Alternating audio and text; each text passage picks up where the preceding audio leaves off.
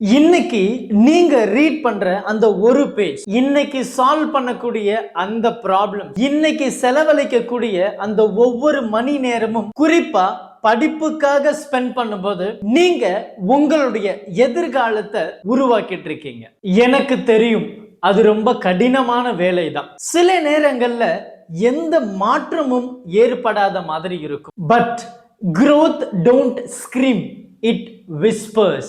சில வருடங்கள் கடந்த பிறகு நீங்க உங்களுடைய லட்சியத்தை அடைஞ்சிட்ட பிறகு யோசிப்பீங்க, ஆமா அந்த காலையில ரொம்ப கஷ்டப்பட்டு எழுந்திருச்சது, லேட் நைட்ல தூங்குனது, ரொம்ப கடுமையா உழைச்சது எல்லாமே worth தாண்டா அப்படின்னு. அதனால இந்த தேவையில்லாத ஸ்க்ரோலிங், ப்ரோகாஸ்டினேஷன் நேரத்தை வீணடிக்காம உங்களுடைய எதிர்காலம் நீங்க இன்னைக்கு பண்ணக்கூடிய அந்த செயல்கள்ல இருந்துதான் உருவாகுது.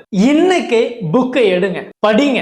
ப்ராப்ளம்ஸ் கடினமா இருக்கா, சால்வ் பண்ணுங்க. ஏன்னா எல்லா வெற்றி கதைகளும் நீங்க ஸ்பெண்ட் பண்ணக்கூடிய அந்த பொன்னான நேரத்துல இருந்துதான் தொடங்குது.